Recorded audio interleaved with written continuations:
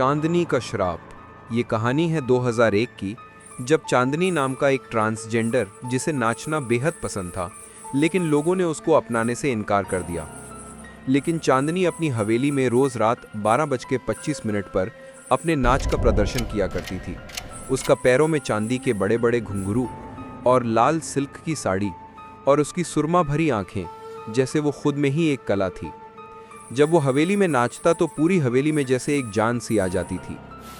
नवंबर की एक रात आसमान में बादल गरज रहा था और बारिश बहुत तेज हो रही थी। चांदनी अपनी हवेली से बाहर एक अम्ब्रेला में खड़ी किसी का इंतजार कर रही थी। अचानक से चांदनी को किसी के कदमों की आहट सुनाई देती है और बादल में अचानक से जोरदार बिजली चमकती है और चांदनी की चीख की आवाज़ आती है।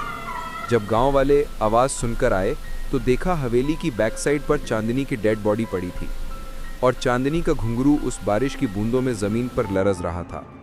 उस रात चांदनी के साथ कुछ ऐसा घटा जिसने हवेली की पूरी दुनिया ही बदल दी।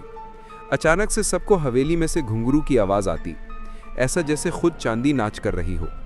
कुछ रात के बाद गांव का एक आदमी बारिश से बचने के लिए हवेली में गलती से चला जाता है तो वो देखता है कि उसके सामने चांदनी खड़ी है और चांदनी ने वही लाल सिल्क की साड़ी, बड़ा बड़ा घुंघरू पहना है और उसकी आंखों से एक चमकदार रोशनी निकलती है। और फिर चांदनी खुद को शीशा में देखकर खून के आंसू रोती है और कहती है, इंसाफ चाहिए, इंसाफ। अगला दिन उस हवेली से एक और लाश मिलती है। ये लाश उसी आदमी की थी जो बारिश से बचने के लिए उस हवेली गया। उस दिन के बाद से उस हवेली में ना तो कोई गया और ना ही उस हवेली को किसी ने देखा। कुछ साल गुजर जाते हैं और गांव वाले उस हवेली को बेच देते हैं। उस पुरानी हवेली में एक फैमिली स्टे करना आती है। उनका घर में आते ही चांदनी की आत्मा को एहसास होता है और हवेली में ठंडी ठंडी हवाएं चलने लगती हैं।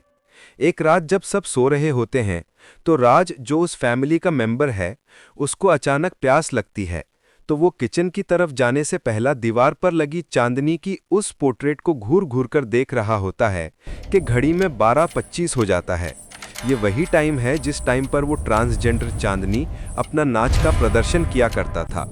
राज कॉरिडोर की तरफ देखता है। उसे एक साया नजर आता है। वो उस परछाई को देखकर रूम की तरफ भागता है तो उसका सामना एक मोमबत्ती लिए हाथ आ जाता है। राज दूसरी तरफ भागता है तो राज देखता है कि पोर्ट्रेट वाली चांदनी उसका सामना खड़ी थी। वो डर कर दीवार से लग जाता है। राज के पसीने छूट रहे थे और चांदनी जोर जोर से चीख रही थी, इंसाफ, इंसाफ चाहिए। राज को अचानक से याद आता है, उसने एक किताब में आत्मा को शांत करने के बारे में पढ़ा था, जिसमें उसने पढ़ा था कि सच्चा मन से दिया जलाया जाए तो आत्मा शांत हो जाती है। राज के सामने अचानक एक दरवाज़ा खुलता है और वो भागकर उस कमरा की तरफ जाता है और सच्चा मन से दिया जलाता है और चांदनी की आत्मा तड़प उठती है और फिर उसकी आत्मा शांत हो जाती है। मगर आत्मा सिर्फ शांत होती है, खत्म नहीं होती। उस रात राज उस हादसा की नज़र हो गया। ये कहानी यहाँ ख़त्म नहीं हुई, क्योंकि कोई नहीं जानता था कि नवंबर की उस रात चांदनी का साथ क्या हुआ। अगर आप जानना चाहते हैं कि चांदनी का साथ उस रात क्या हुआ तो कमेंट सेक्शन में पार्ट 2 लिखें।